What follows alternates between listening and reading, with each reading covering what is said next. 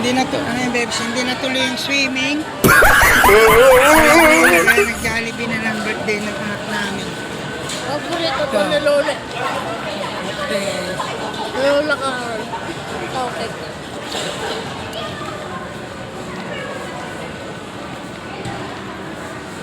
Jollibee na lang po ang aming anak. At ang Bebs ko. Ano, happy? Happy, friend? Bebs, happy daw siya, Jollibee.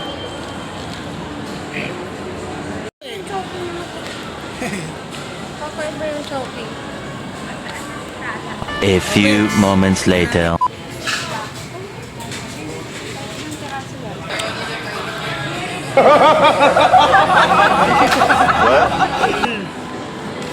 Fran, maglalaro ng basketball, Fran? Oh my God!